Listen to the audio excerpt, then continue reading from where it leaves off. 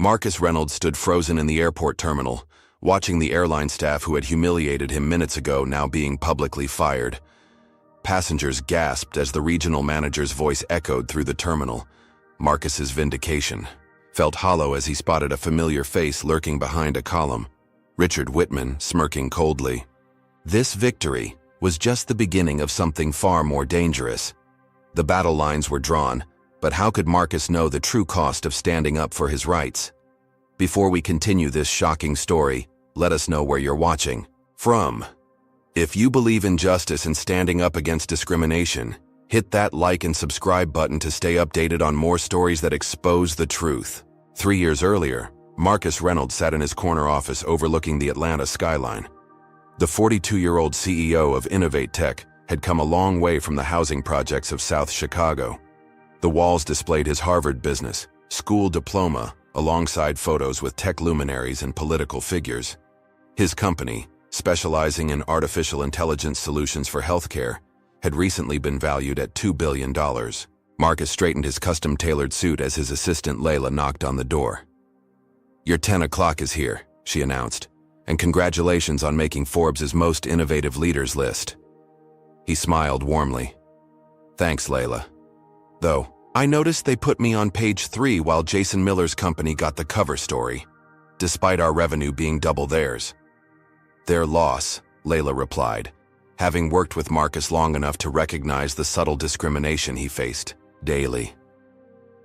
Just last week, a potential client had mistaken him for the IT support during a video call. The month before, security had stopped him entering his own company's partnership event until a white colleague vouched for him. Later that afternoon, Marcus reviewed the presentation for potential investors from Westridge Capital. This San Francisco meeting could secure a $500 million investment to expand Innovate Tech's AI diagnostic platform globally. He needed to be perfectly prepared. "Your flight is confirmed for tomorrow morning," Layla said, handing him the itinerary. "First-class upgrade confirmed so you can work during the flight." "Perfect," Marcus replied, not knowing this routine business trip would change everything. The next morning at Atlanta's Hartsfield-Jackson International Airport, Marcus moved efficiently through the terminal in his perfectly pressed suit. Despite having TSA pre-check and priority boarding as a frequent first-class passenger, a security agent pulled him aside. "Random additional screening, sir," the agent said, though Marcus noticed several white businessmen with similar status walking through without interruption. "I have pre-check," Marcus explained calmly, showing his boarding pass. "It's random, sir," the agent repeated with a tone suggesting it was anything but random. 20 minutes later, after an unnecessarily thorough search of his carry-on and a pat-down that felt more invasive than protocol required, Marcus rushed to his gate.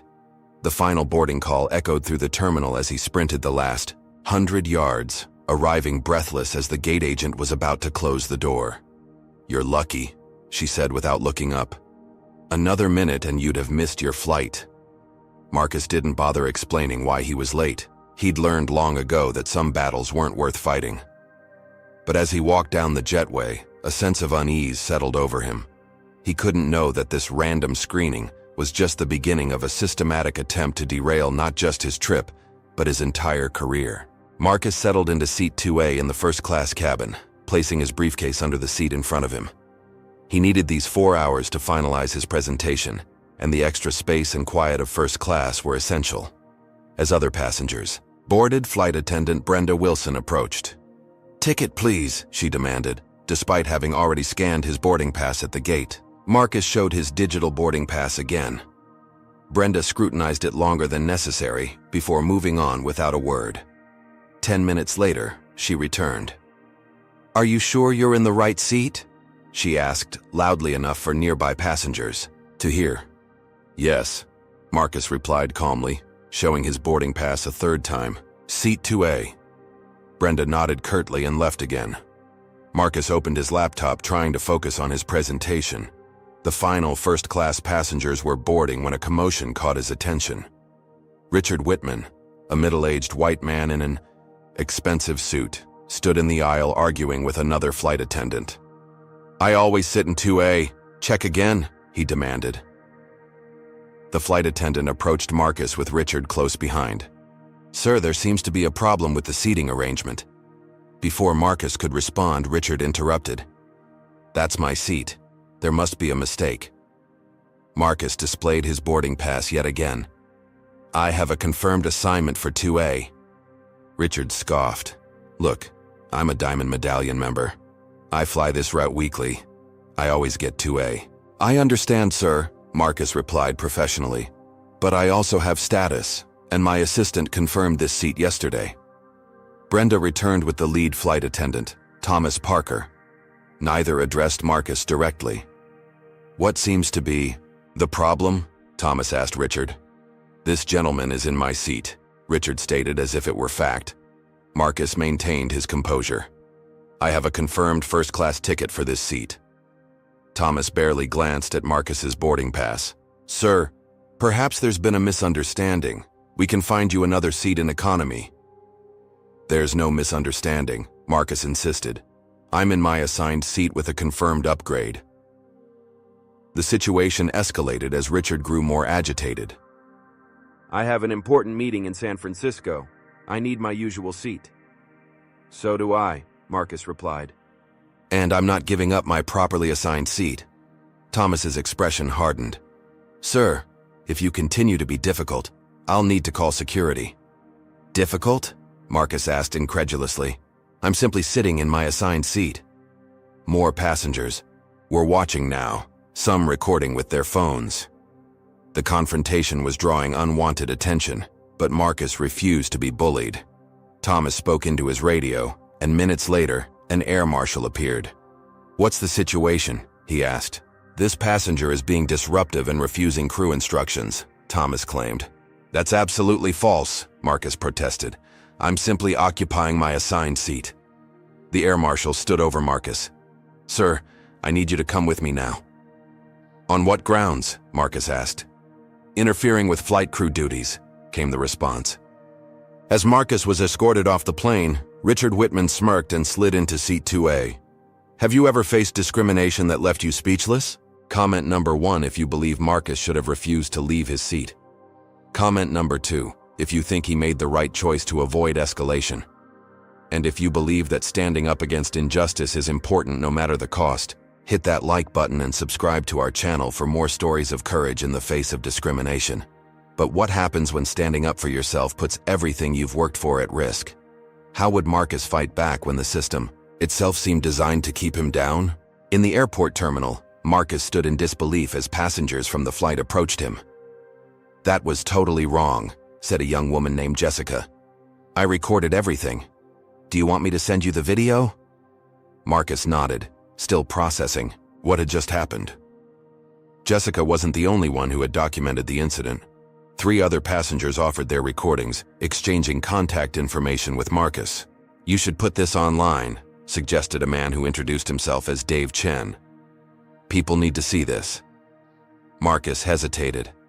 As a CEO, he was always careful about his public image. But this injustice burned inside him. He called Layla. They did what? Layla exclaimed after Marcus explained the situation. That's blatant discrimination. I know, Marcus replied. Several passengers recorded it. They're sending me the videos now. I'm activating our PR team, Layla said, and I'm booking you on the next flight to San Francisco. By the time Marcus reached the rebooking counter, Jessica's video had already been uploaded to Twitter with the hashtag #FlyingWhileBlack. Within an hour, it had 50,000 views. The airline representative avoided eye contact as she checked her computer. The next direct flight is full, but I can get you on a connecting flight through Dallas. That would make me miss my investor meeting, Marcus explained. I'm sorry, sir. That's all we have, she replied disinterestedly. Marcus booked the connecting flight, knowing he'd have to reschedule the critical meeting with Westridge Capital. As he walked away, his phone buzzed with notifications. The video had surpassed 100,000 views and was being picked up by news outlets. His company's social media manager called. Mr. Reynolds, we're getting hundreds of media inquiries. What's our official response? Marcus found a quiet corner in the terminal. Tell them I was wrongfully removed from my confirmed seat due to racial profiling, and we're exploring all options to address this injustice." As Marcus considered his next move, his phone rang with an unknown number. It was Taylor Wilson, CEO of Rivertech, a competitor who had tried to poach Marcus several times. "Marcus, I just saw what happened. Disgraceful. Listen, my private jet is at Teterboro. I can have it in Atlanta in 2 hours to get you to your meeting." The offer surprised Marcus. Was it genuine concern or opportunism? Either way, it would solve his immediate problem. "I appreciate that, Taylor. But what's the catch?" Taylor chuckled. "No catch. Just a joint press release saying Rivertech stands against discrimination. Good publicity for us, and you make your meeting. Win-win." Marcus considered the offer. It would solve his transportation problem, but aligning with a competitor could raise questions with Westridge Capital. Before he could decide, his phone buzzed with a text from Nathan Brooks, the only black partner at Westridge. "Just saw the video. Disgusting. Don't worry about the meeting. We can reschedule. More importantly, how can we help you fight this?" The support was encouraging, but Marcus knew this incident threatened more than just one meeting. His reputation, his company's stability, and his ability to operate in an industry already challenging for minorities were all at stake. As Marcus weighed his options, the video reached 500,000 views. News vans were arriving at the airport. What had started as a seat dispute was becoming a national conversation about race, privilege, and corporate responsibility. Marcus's phone rang again. Westridge Capital's managing partner. "Marcus, we're all disturbed by what we're seeing. Take the time you need to address this. Our meeting can wait." Just as Marcus began to feel he might navigate this crisis, a notification appeared on his phone. The airline had issued a statement claiming Marcus had been aggressive and non-compliant with crew instructions. They were controlling the narrative, painting him as the troublemaker. The battle was just beginning. 2 hours after the incident, Marcus sat in the airport lounge reviewing the airline's statement with growing anger. They had completely misrepresented what happened, claiming he had repeatedly refused reasonable crew instructions and created a disruptive environment. His phone rang. It was InnovateTech's head of legal, Jamal Washington. "I've reviewed the videos, Marcus. We have a clear case for discrimination and defamation. I'm preparing paperwork now." "Good," Marcus replied. "I want—" He stopped as a woman in an airline executive uniform approached his table, flanked by 2 security officers. "Mr. Reynolds, I'm Sarah Johnson, regional manager for Atlantair. May I speak with you privately?" Marcus kept Jamal on the line. "Whatever you have to say can be said in front of my attorney." Sarah's smile tightened. "Very well. We regret the misunderstanding earlier today. To compensate for your inconvenience, I'm authorized to offer you vouchers for 5 free first-class flights and 10,000 bonus miles." Marcus stared at her incredulously. "Misunderstanding? Your staff racially profiled me, publicly humiliated me, and falsely accused me of being disruptive. Then your company issued a statement painting me as the aggressor. And you think vouchers will make this go away?" Sarah lowered her voice. "Mr. Reynolds, we both know these incidents can spiral out of control in today's social media environment. This offer lets everyone save face." "Everyone except me," Marcus replied. "I want a public apology, disciplinary action for the staff involved, and a retraction of your false statement." Sarah's professional demeanor cracked. "That's not going to happen. Take the vouchers or don't, but understand this. Passengers who cause problems can find themselves on no-fly lists. That would be unfortunate for someone who travels as frequently as you do." Was she threatening him? "Are you recording this, Jamal?" Marcus asked into his phone. Sarah realized her mistake too late. "I didn't mean to imply—" "You didn't imply. You threatened me," Marcus interrupted. "Jamal, add witness intimidation to our complaint." Sarah stood abruptly. "This conversation is over. Security will escort you to your gate when your flight is ready." As she walked away, Marcus noticed passengers watching from nearby tables. Several gave him subtle nods of support. His momentary triumph was short-lived. 15 minutes later, 2 airport police officers approached his table. "Marcus Reynolds, one asked. Yes? We need you to come with us, sir. A passenger has filed a complaint alleging you made threatening statements on board an aircraft. What? That's absurd, Marcus protested. The officers remained impassive. We just need to take your statement, sir. As Marcus was escorted away, he spotted Richard Whitman, the man who had taken his seat, standing near the security office with Sarah Johnson. They were talking intently, and Richard pointed directly at Marcus as he passed. In the security office, Marcus was told that Richard claimed he had felt physically threatened when Marcus aggressively refused to vacate his seat. It was a complete fabrication, but it was now Marcus's word against Richard's, and apparently, the airline was backing Richard's version. The police took Marcus's statement, but the process dragged on for nearly 2 hours, causing him to miss his connecting flight. Whether intentional or not, the airline and Richard Whitman had managed to derail his travel plans completely. When Marcus was finally released, he discovered his checked luggage, containing his backup presentation materials, was accidentally sent to Los Angeles. His corporate credit card was suddenly showing as declined when he tried to book another flight, and his phone battery was dying with no charger in sight. The systematic dismantling of his day couldn't be coincidence. Someone wanted to ensure he never made it to that investor meeting in San Francisco. But why?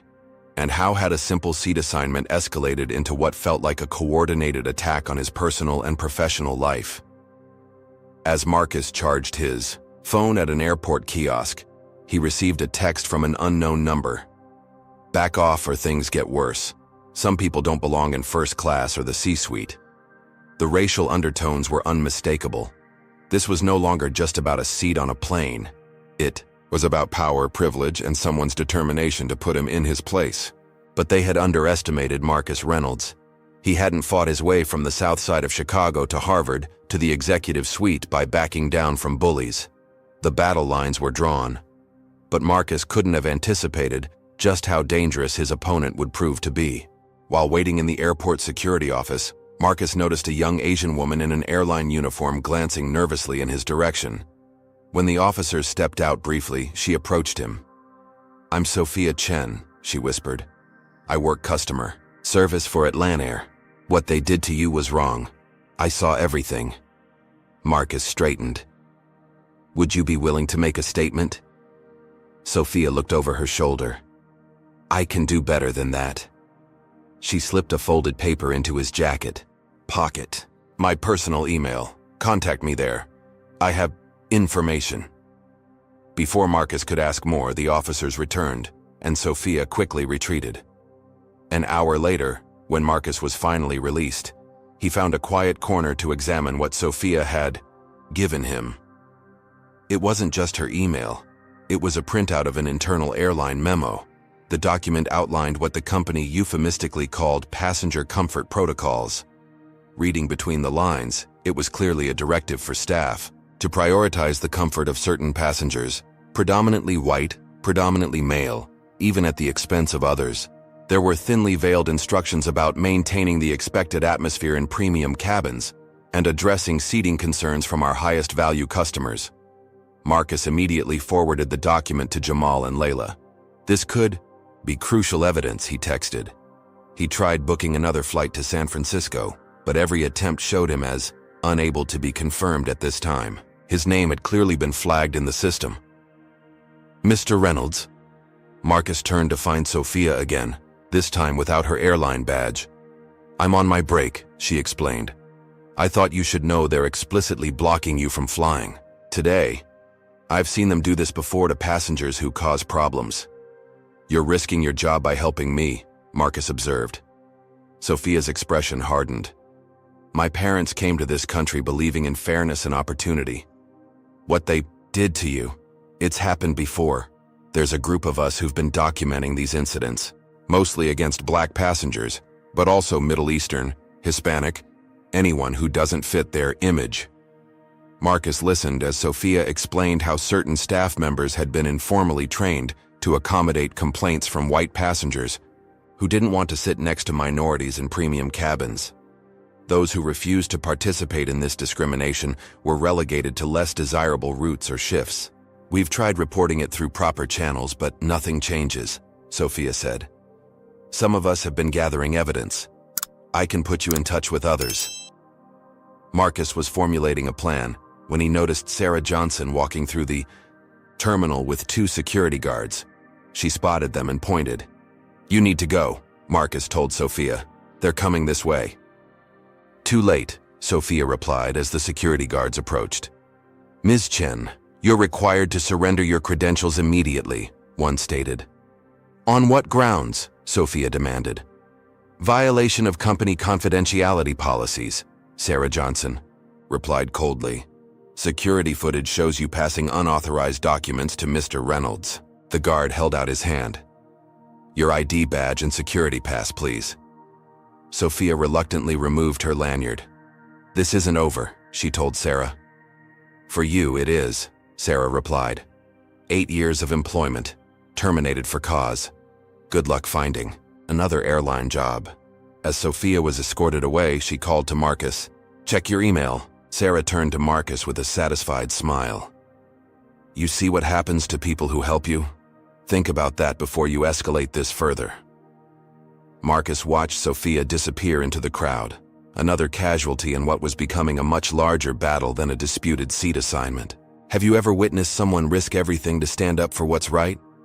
Comment number 1. If you've ever had to choose between staying silent or speaking up against injustice. Comment number 2. If you believe more people should have the courage Sophia showed. And if you believe in supporting those who risk everything for the truth, hit that subscribe button and join our community fighting for justice. But what happens when standing up against discrimination costs not just your job, but puts your entire future at risk? How far would powerful forces go to silence Marcus and anyone who supported him? By late afternoon, Marcus had retreated to an airport hotel, where he set up an impromptu command center in his room. With his San Francisco trip completely derailed, he had no choice but to conduct his investor meeting virtually. Layla had arranged a video conference with Westridge Capital for 6 o'clock. At 5:45, Marcus straightened his tie and logged into the meeting.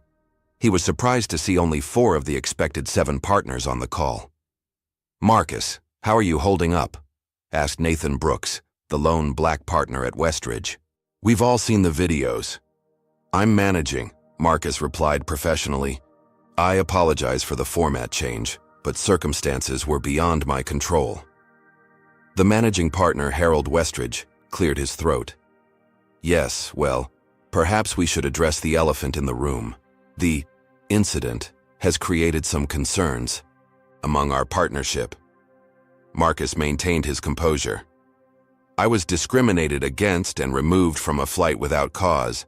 I fail to see how that should impact your assessment of InnovateTech's business potential." "It's not that simple," another partner interjected. "Our limited partners are very image-conscious. Association risks are a real consideration." Nathan Brooks unmuted himself. "What my colleagues are struggling to say, Marcus, is that some of our more conservative investors are worried about being connected to a company whose CEO is at the center of a racial controversy, regardless of who's at fault." Marcus felt the familiar burn of injustice. "So I'm penalized for being the victim of discrimination?" Harold shifted uncomfortably. 3 partners have recused themselves from this decision due to these concerns. We'll need to postpone our final investment determination. As the disappointment settled in, Nathan spoke again. "For what it's worth, I'm doubling my personal allocation to InnovateTech. This incident only confirms what I already knew. You have the integrity and resilience we should be investing in." After the call ended, Marcus slumped in his chair. The $500 million deal that had seemed certain this morning was now in jeopardy. His phone pinged with an email notification from Sophia, sent from her personal account. She had gathered testimonials from 6 other airline employees about similar incidents and included a crucial piece of information. Atlantair was a subsidiary of Whitehaven Industries, a massive conglomerate with holdings in multiple sectors, including technology. Marcus searched for information about Whitehaven and found they had recently increased investments in AI companies competing directly with InnovateTech. Could the airline incident be connected to business rivalries? His suspicions deepened when Layla called with troubling news. "Marcus, I've been doing some digging on Richard Whitman, the passenger who took your seat. He's not just a random traveler. He's executive vice president at Technovus, one of Whitehaven's technology holdings. The pieces were falling into place. This wasn't just racial profiling, it was corporate sabotage disguised as discrimination. Someone had deliberately identified Marcus's travel plans and orchestrated the entire incident to derail his investor meeting. "Get me everything on Whitehaven Industries," Marcus instructed Layla. "Board members, executives, subsidiaries, everything. And reach out to everyone who recorded videos on the flight. We need to control this narrative before they destroy my reputation completely." As Marcus formulated his response strategy, another email arrived, this one from Richard Whitman himself. "Mr. Reynolds," it read, "today's unfortunate incident could have been avoided with better communication. Perhaps we should discuss how to move forward productively. I'll be at the Capitol Grill at 8 p.m. if you'd care to join me." Was it a peace offering or a trap? Either way, Marcus realized he was dealing with forces more organized and determined than he had initially understood. His fight for justice had evolved into a battle for his company's survival. Marcus declined Richard Whitman's dinner invitation, instead using the evening to strategize with his executive team via video conference. They had just finished outlining their response plan when Marcus's phone buzzed with a news alert. Airline releases full video of CEO's aggressive behavior.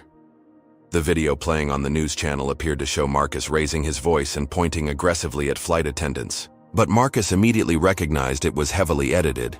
His calm responses had been cut out entirely, and certain moments had been slowed down to make normal gestures appear threatening. "They're manipulating the evidence," Marcus told his team. "Get our legal department to demand the raw footage immediately." Jamal Washington responded, "Already on it. But there's more. Innovate Tech's stock dropped 8% in after-hours trading. Someone's spreading rumors about federal investigations into our business practices."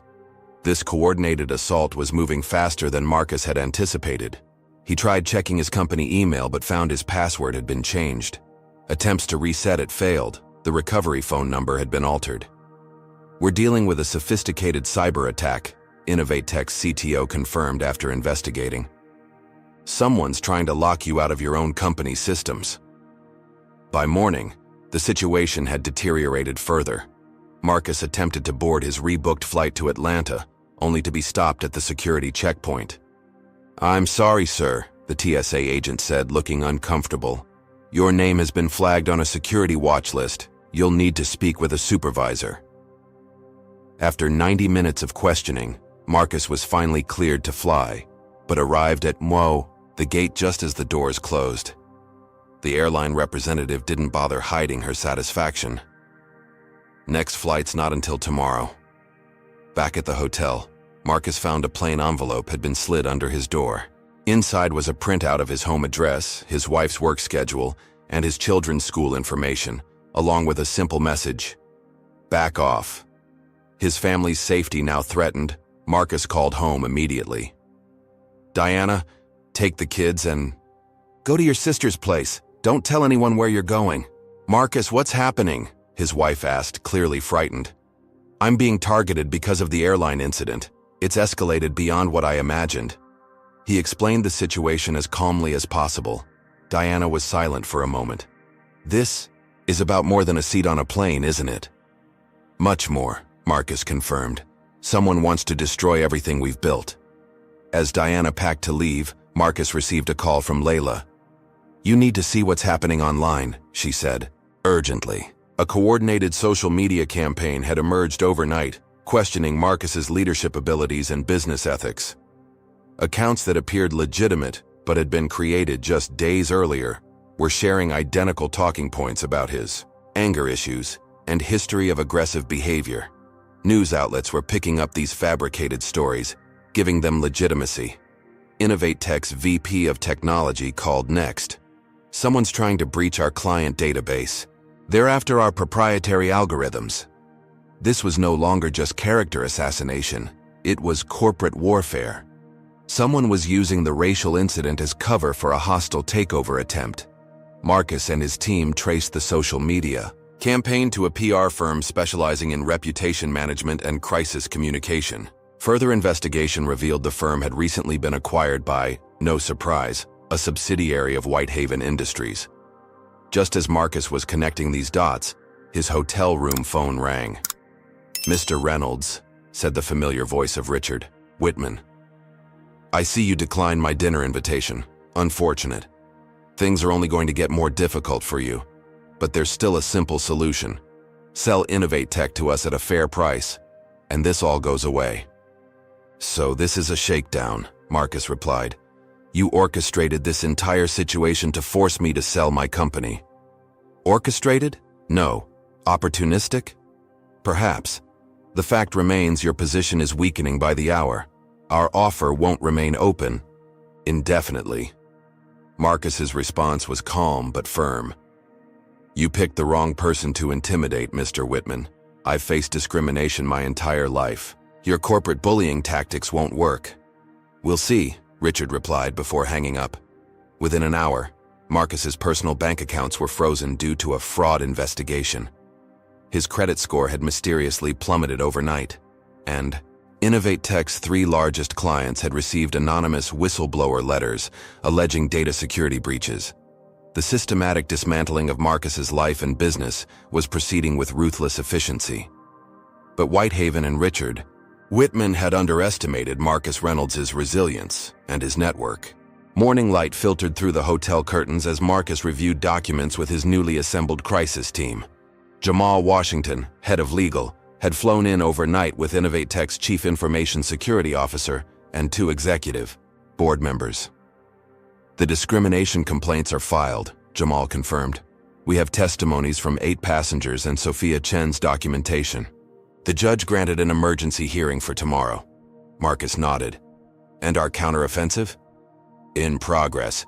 We've identified the PR firm orchestrating the smear campaign and sent cease and desist orders. Our cybersecurity team is documenting all breach attempts. They all trace back to servers associated with Whitehaven subsidiaries." Their strategy session was interrupted by a news alert. Atlantair had filed a defamation countersuit against Marcus, claiming his false accusations of discrimination had damaged their reputation and stock price. "They're trying to drain our resources with legal battles," Jamal observed, "while simultaneously attacking our business," added board member Patricia Knowles. 3 of our banking relationships have been put under review overnight." Marcus's phone buzzed with a text from Sophia Chen. "Meeting tonight, 8 p.m., hotel lobby, bringing more evidence and witnesses." At precisely 8, Marcus spotted Sophia in the lobby with a manila envelope. She wasn't alone. 4 other airline employees had come with her, each with stories of systematic discrimination they'd witnessed. "This goes beyond individual incidents," explained Carlos Rodriguez, a 10-year veteran flight attendant. "It's company policy disguised as customer satisfaction priorities. We've been instructed to accommodate certain passengers even when they're clearly in the wrong." Sophia handed Marcus the envelope. "This is why I was really fired. I'd been collecting these internal communications for months. They show the airline explicitly profiling passengers by race and appearance." Marcus examined the documents. Internal memos, training materials with coded language, and emails between executives discussing maintaining the premium cabin atmosphere by strategic passenger placement. "Why come forward now?" Marcus asked the group. "Because you fought back," answered Sophia. "Most victims take the vouchers and disappear. You're making them face consequences." As the group discussed strategy, Marcus noticed a hotel security officer watching them intently. "We should move this conversation elsewhere," he suggested quietly. Too late. The security officer approached, accompanied by 2 men in suits.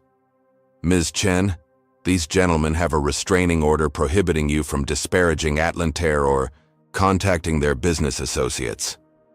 One of the suited men took the envelope from Marcus's hands. "This is company property you're illegally distributing." "That's evidence in a discrimination case," Marcus protested.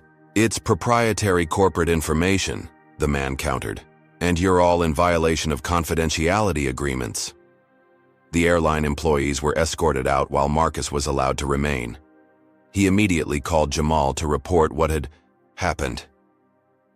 "We need to move quickly," Jamal advised. "They're trying to suppress evidence. I'll file emergency motions tonight." Later that evening, as Marcus returned to his room after meeting with Jamal, he found someone had been there before. His laptop was missing, and the physical copies of documents from his legal team were gone. The hotel's security footage mysteriously showed no one entering his room, despite the obvious break-in. When Marcus filed a police report, the responding officer seemed disinterested, suggesting he had misplaced the items himself. Things deteriorated further the next morning. Gibson, Morris, and Walters, the prestigious law firm representing InnovateTech for years, suddenly withdrew as counsel. "I don't understand," Marcus told the senior partner over the phone. "We've been clients for a decade." "A conflict of interest has emerged," the partner explained uncomfortably. "It appears our firm also represents several Whitehaven subsidiaries. We should have caught this earlier." "This is about pressure from Whitehaven, isn't it?" Marcus challenged. The silence that followed was answer enough. Hours later, Jamal called with more disturbing news. "My car was broken into last night. All the physical case files were taken, including witness statements and the original copies of Sophia's documents. And our cloud backup of these files has been corrupted. The systematic elimination of evidence was underway. Every path to justice was being blocked by Whitehaven's seemingly unlimited influence. Have you ever felt the system was rigged against you? Comment number 1. If you believe powerful corporations have too much influence over our justice system. Comment number 2 if you think individuals can still win against corporate giants. And if you believe that exposing corruption is the first step to fighting it, hit that subscribe button to join our community seeking truth and accountability. But when all the rules seem to favor those with money and power, what chance does even a successful CEO like Marcus have against a corporate giant determined to destroy him? As his evidence disappears and allies are silenced, how can Marcus possibly prove his case? With his legal representation withdrawn and evidence disappearing, Marcus knew he needed a different approach. That morning, he called Zara Washington, an attorney known for taking on powerful corporate interests in civil rights cases. "They've created a perfect trap," Zara observed after reviewing what remained of Marcus's case. "By framing this as a simple customer service dispute that you're playing the race card on, they've made it difficult to prove the larger conspiracy." "So how do we fight back?" Marcus asked. "We need to expose the pattern," Zara replied. "One incident can be dismissed as a misunderstanding, but systematic discrimination across multiple subsidiaries? That's harder to hide." Zara's team began investigating Whitehaven Industries more deeply. What they uncovered was disturbing. Over the past 3 years, Whitehaven had acquired 15 companies founded by Black, Hispanic, and Asian entrepreneurs. In 13 cases, the original founders were forced out within months through similar pressure campaigns. They identify minority-owned businesses with valuable technology, orchestrate crises to devalue the companies, then acquire them at bargain prices, Zara explained. After acquisition, they replace diverse leadership with predominantly white executives. That's their playbook for InnovateTech, Marcus realized. Richard Whitman wasn't just being racist when he took my seat. He was initiating their takeover strategy. As they developed their counter-strategy, Marcus received an unexpected call from Stanford Burke, InnovateTech's lead investor. "Marcus, we need to talk. I'm hearing troubling things about the company's stability." "Stanford, this is all part of a coordinated attack. Whitehaven is trying to..." Burke interrupted. "I understand you believe that, but our fiduciary responsibility is to protect our investment. The board is calling an emergency meeting tomorrow. You should be prepared." The call ended, leaving Marcus with a sinking feeling. He asked Layla to research recent changes in InnovateTech's investor lineup. Her findings confirmed his fears. 3 weeks ago, VentureWest sold their 20% stake in InnovateTech. The buyer used several shell companies, but we've traced ownership back to Somerset Holdings, a Whitehaven subsidiary, Marcus finished. "They already own a significant portion of my company.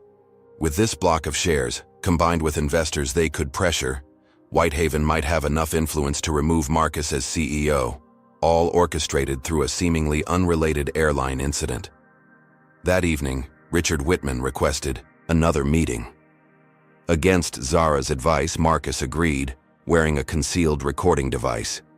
They met in a private dining room at an exclusive club. Richard didn't bother with pleasantries. "The board meeting tomorrow won't go well for you," he stated flatly. "But there's still a civilized solution. Sell us your controlling interest for $70 million. You walk away wealthy, we get the AI technology we want, everyone wins." "Except your offer undervalues my shares by hundreds of millions," Marcus countered. "And you've orchestrated this entire situation, from taking my seat on that plane to corrupting my evidence, to force this outcome." Richard's smile was cold. "Prove it. Your discrimination claims look like the desperate accusations of an executive trying to distract from business failures. Meanwhile, our concerns about Innovate Tech's management are backed by falling stock prices and client departures. Situations we created, yes, but legitimate nonetheless." "So you admit to market manipulation?" "I'm having a hypothetical discussion with a colleague," Richard replied smoothly. "But consider this. Even if you somehow survive tomorrow's board vote, we can continue this pressure indefinitely. Your family has already relocated for safety. How long before your employees start leaving? How many more clients will depart? How much more personal stress can you endure?" The threat was comprehensive and ruthless. Marcus realized Whitehaven didn't just want his company, they wanted to make an example of him, to demonstrate the consequences of resisting their acquisition strategy. $70 million is generous given the circumstances," Richard continued. "The offer expires at midnight." After Richard left, Marcus replayed the recording. Richard had been careful with his words, making implications but avoiding direct admissions. Still, it confirmed what Marcus had suspected. This was a calculated corporate takeover disguised as a racial incident. As midnight approached, Marcus faced the most difficult decision of his career. Fight a seemingly unwinnable battle against a corporate giant with unlimited resources, or take the money and walk away from everything he'd built. His phone buzzed with a text from Nathan Brooks at Westridge Capital. "Don't give up. Reinforcements coming." That cryptic message would have to be enough to sustain his faith through tomorrow's board meeting, a meeting that could end his career. The morning of the board meeting, Marcus arrived at Innovate Tech's Atlanta headquarters to find unusual security measures in place. His executive assistant, Layla, met him at a side entrance to avoid the reporters gathered out front. "They've been setting this up for days," she whispered, handing him a tablet. "Someone leaked false financial projections to the press. Our stock is down 22% since opening." Marcus scrolled through the reports, each more damaging than the last. Alleged algorithm failures, supposed client data breaches, anonymous, former employees claiming toxic leadership. "We need to postpone this meeting," Marcus told Layla. "Without time to disprove these allegations." "They won't allow a postponement," Layla interrupted. "Somerset Holdings representatives are already inside with proxies from 3 other major shareholders. They have the votes." As they walked toward the boardroom, Marcus's phone rang with an unknown number. "Mr. Reynolds," came Sophia Chen's voice. "I found others, not just from the airline, from across Whitehaven companies. Former employees who experienced or witnessed the same patterns. 15 of us are willing to testify about discriminatory practices." "That's exactly what, we need," Marcus replied. "Can you get statements before my board meeting?" "We're already working with Zara Washington. But Marcus, there's something else you should know. One of our group was attacked last night. 2 men followed her home, beat her, and told her to stay silent. She's in the hospital." Marcus stopped walking. "Are you safe?" "I'm being careful," Sophia replied, though her voice betrayed her fear. "We all are. But we won't be intimidated." The danger was escalating beyond corporate maneuvering to physical violence. These whistleblowers were putting everything on the line, their careers, their safety, potentially their lives, to stand against Whitehaven's practices. "Send everything you have to Zara immediately," Marcus instructed, "and please, stay safe." As Marcus entered the boardroom, he felt the hostile atmosphere immediately. Several board members avoided eye contact. 3 unfamiliar faces, Somerset Holdings representatives, watched him with calculated interest. Stanford Burke called the meeting to order without the usual pleasantries. Given recent developments, we're here to discuss leadership stability. At Innovate Tech, Mr. Reynolds has become a liability. For the next hour, Marcus defended himself against a barrage of allegations. The deck was clearly stacked against him. Every explanation he offered was met with skepticism or outright dismissal. Then came the technical disasters. The presentation he'd prepared overnight to counter the false allegations failed to load. The backup files were corrupted.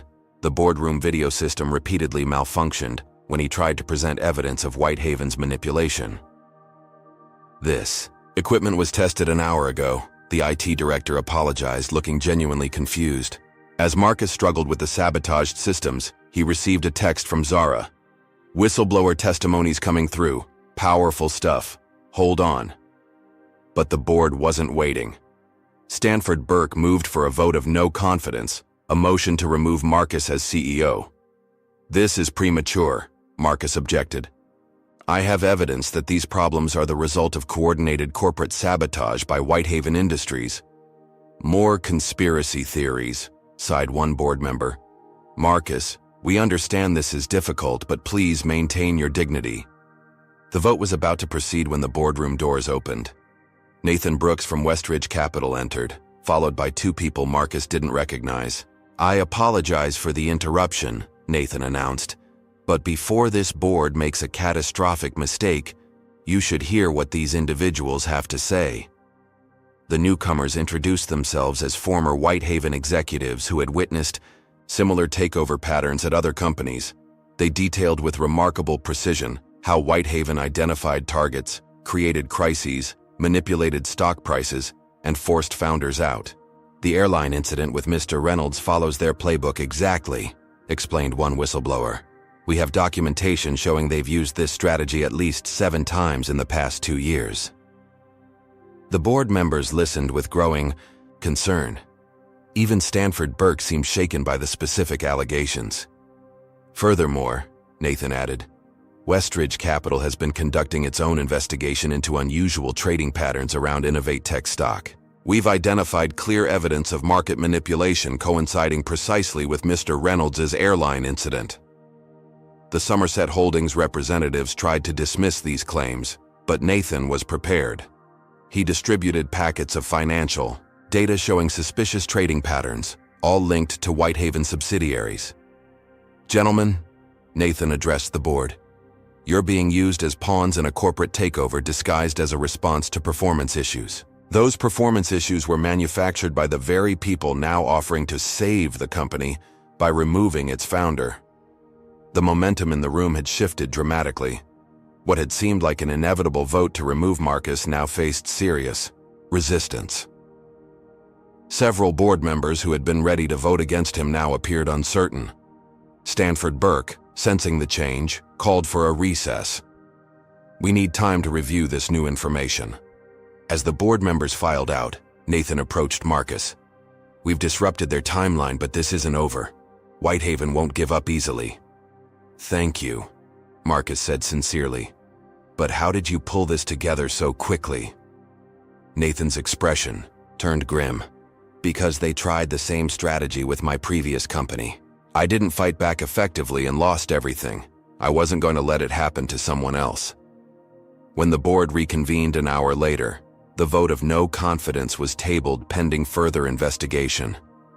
Marcus had survived, for now. But as he returned to his office, he found his access to critical systems still restricted. Key client relationships remained in jeopardy, and his presentation files for tomorrow's important client meetings were still mysteriously corrupted. The sabotage continued at every level. Someone had even broken into his executive assistant's computer and altered his schedule, making him miss a crucial client call that afternoon. That evening, as Marcus finally returned home, to a house now equipped with a security system and private guards, he found a plain envelope on his porch. Inside was a photo of his children at their new school, with a message.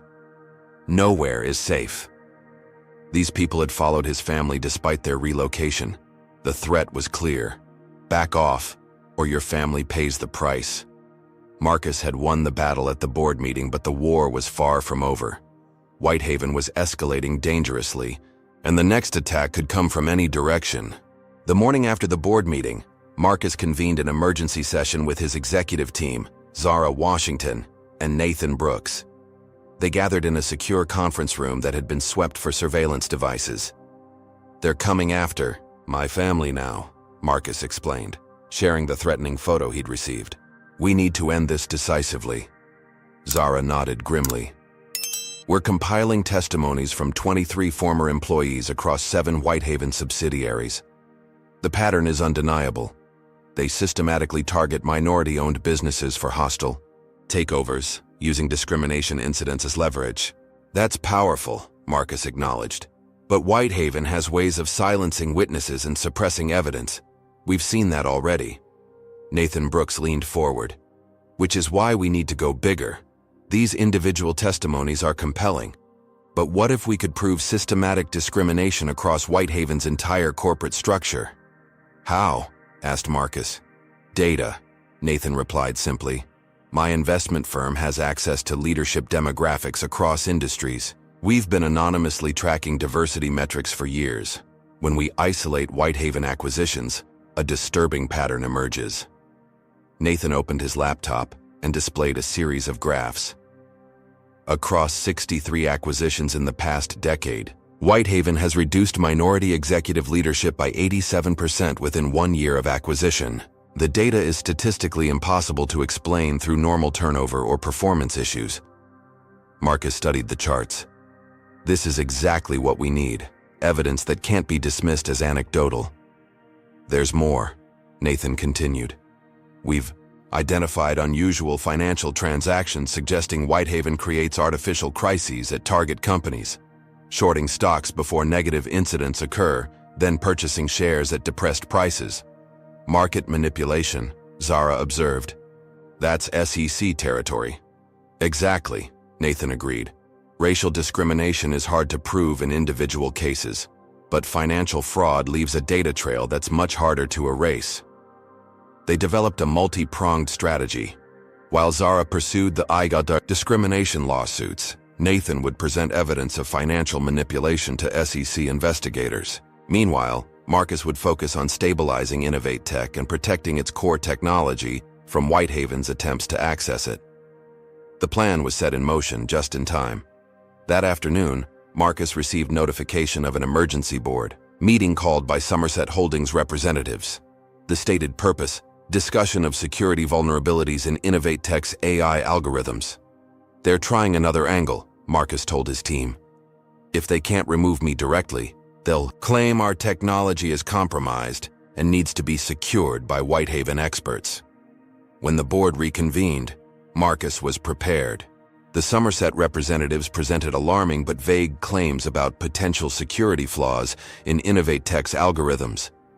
They proposed bringing in independent experts to evaluate the system, experts who, unsurprisingly, worked for Whitehaven subsidiaries.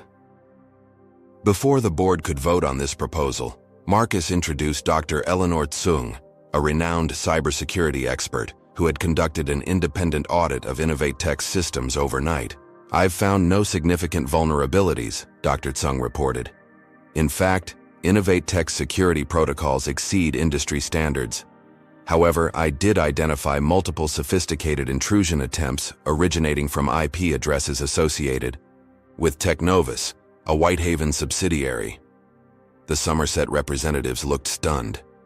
Instead of Marcus defending against their accusations, they were now facing counter-allegations with concrete evidence.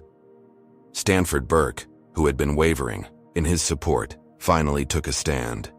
"I move that we reject the proposal to bring in Whitehaven-affiliated security experts. Furthermore, I suggest we remove Somerset Holdings representatives from the board, pending investigation of potential conflicts of interest." The vote passed overwhelmingly. As the disgraced Somerset representatives left the boardroom, Marcus felt the first real victory since the airline incident. Back in his office, Marcus received an unexpected call from Richard Whitman. "Impressive maneuvering today," Richard said, his voice tight with controlled anger. "But this changes nothing. We still own a significant portion of your company. We can still make life difficult for you and your family. Actually, Richard, things have changed significantly, Marcus replied calmly. The SEC is now investigating unusual trading patterns around Innovate Tech stock. Federal investigators are reviewing evidence of corporate-directed discrimination across Whitehaven subsidiaries, and journalists from 3 major publications are preparing exposés on Whitehaven's predatory acquisition tactics. Silence hung on the line for several seconds. "You're bluffing," Richard finally said, but his voice lacked conviction. "Check your company's stock price," Marcus suggested. The first investigative piece had just been published online, a detailed examination of how Whitehaven systematically dismantled minority leadership across acquired companies. Whitehaven's stock had dropped 8% in the first hour after publication. "This can still be resolved," Richard offered, his tone now conciliatory. "We'll withdraw our interest in Innovate Tech. We'll ensure your family's safety. Just call off the investigations." "That's not how this works, Richard," Marcus replied. "You didn't just come after me or my company. You revealed a pattern of discrimination and financial manipulation that has harmed dozens of entrepreneurs and companies. This isn't about Innovate Tech anymore.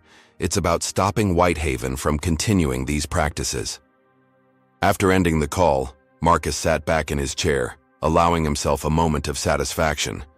The tide was turning, but he knew better than to underestimate Whitehaven's resources and determination.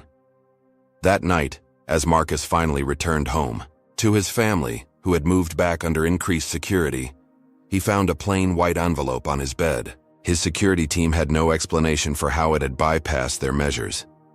Inside was a single sheet of paper with the message, "This isn't over. Not everyone has a price, but everyone has a breaking point. We'll find yours." The threat was clear. Despite today's victories, Whitehaven wasn't conceding. In fact, they might become even more dangerous as their normal tactics failed. Marcus held his sleeping children a little tighter that night, knowing the final battle still lay ahead. 1 month after the airline incident, Marcus Reynolds returned to Atlanta's Hartsfield-Jackson International Airport. This time, he wasn't alone. A team of attorneys from Zara Washington's firm accompanied him, along with several journalists and civil rights advocates. Nathan Brooks walked beside him, providing both moral support and the financial backing that had helped Marcus weather Whitehaven's attacks. "Are you sure about this?" Nathan asked as they approached the Atlantair check-in counter. "Flying with them again seems unnecessarily provocative." "That's exactly why I need to do it," Marcus replied. "If I avoid this airline, they win. The message becomes stay in your place or face consequences. I won't accept that." Marcus had booked the same flight, the same first-class seat as before. News of his return had spread, and camera crews positioned themselves throughout the terminal. This time, there would be no hidden discrimination. The world was watching. At the check-in counter, Marcus was greeted with exaggerated courtesy. His boarding pass was processed without question, and a manager appeared to personally escort him through security, without any random additional screening. As Marcus and his entourage proceeded to the gate, he noticed Richard Whitman watching from a distance, speaking intensely into his phone. Nearby stood Sarah Johnson, the regional manager who had threatened Marcus a month earlier. Her expression was a mixture of anger and resignation. The gate area fell silent as Marcus approached. Passengers recognized him from the news coverage that had dominated headlines for weeks. Some nodded respectfully, others looked uncomfortable. Just as boarding was about to begin, a group of airline executives in formal business attire arrived at the gate. The lead executive approached Marcus with a practiced smile. "Mr. Reynolds, I'm Jeffrey Wilson, Chief Operations Officer for Atlantair. On behalf of our entire company, I want to personally apologize for your experience last month. The employees involved have been terminated, and we've implemented new training programs to prevent such incidents in the future." Marcus recognized the carefully crafted public relations statement for what it was: damage control, not genuine remorse. "Thank you, Mr. Wilson," Marcus replied loudly enough for nearby passengers and journalists to hear. "But I'm concerned your apology addresses only the symptom, not the disease." According to testimony from your own employees, this wasn't an isolated incident, but part of a systematic pattern of discrimination. Wilson's smile faltered. I assure you, we take these allegations very seriously. So seriously that you fired the whistleblowers who exposed them? Marcus challenged. So seriously that your parent company, Whitehaven Industries, has spent millions trying to silence them and destroy my company? The executive glanced nervously at the recording. Journalists, perhaps we could discuss this privately. No, Marcus stated firmly. Discrimination thrives in private. Accountability requires transparency. As this confrontation unfolded, commotion erupted at the terminal entrance. Federal agents were entering, led by a woman in a suit who Marcus recognized from meetings with Zara Washington, Assistant U.S. Attorney Kamala Rodriguez, who specialized in corporate fraud and civil rights violations. The agents moved purposefully toward Richard Whitman, who was attempting to leave discreetly. Two agents intercepted him while others approached Sarah Johnson and several Whitehaven executives who had gathered nearby. Agent Rodriguez walked directly to Marcus. Mr. Reynolds, thank you for your cooperation in this investigation. Your evidence was instrumental. She turned to address the stunned airline executives. We have warrants for several individuals on charges, including witness intimidation, corporate espionage, market manipulation, and civil rights violations. Richard Whitman was being handcuffed, his face ashen with shock. This is a mistake, he protested as cameras captured his humiliation. I'm an executive vice president at Technovus. Yes, we know exactly who you are, Rodriguez replied coolly. And we have recordings of you threatening Mr. Reynolds and his family, among other criminal activities. The scene that unfolded was the culmination of weeks of careful evidence gathering. While Whitehaven had been focused on destroying Marcus publicly, he and his allies had been working with federal investigators, documenting the company's illegal activities across multiple subsidiaries. Sophia Chen emerged from the crowd, now flanked by other whistleblowers. They had risked everything to stand against corporate discrimination, and their courage was finally being rewarded. As the federal agents led the arrested executives away, Marcus approached the boarding gate. I believe it's time to board, he said to the gate agent, who quickly scanned his pass with newfound respect. Walking down the jetway, Marcus felt the weight of the past month lifting. The battle had exacted a tremendous toll on his company, his family, and himself personally. Innovate Tech's stock had taken hits, valuable partnerships had been delayed, and the stress had left visible marks on his face. But the victory was worth the cost. The Whitehaven investigation had expanded to encompass dozens of subsidiaries and executives. Class action lawsuits were being filed by entrepreneurs who had lost their companies to similar tactics. Regulatory agencies were reviewing years of Whitehaven acquisitions for patterns of discrimination and market manipulation. Marcus took his seat in 2A, the same seat from which he'd been removed a month earlier. As other passengers boarded, many nodded in recognition or offered quiet words of support. The airline staff treated him with careful courtesy, hyper-aware of the scrutiny they now faced. As the plane prepared for takeoff, Marcus gazed out the window at the federal agents still visible in the terminal. Justice was complex and imperfect, often requiring extraordinary effort from those wronged. But today, at least, the system had worked. His phone buzzed with a message from Layla. Westridge Capital just confirmed the full $500 million investment. Nathan convinced their board unanimously. A moment later, another text arrived. This one from Zara. 28 whistleblowers now. Justice Department expanding investigation to 3 more Whitehaven subsidiaries.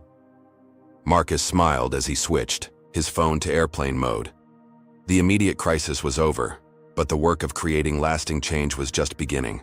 Innovate Tech would use part of its new funding to establish a foundation supporting minority entrepreneurs facing discrimination and predatory tactics.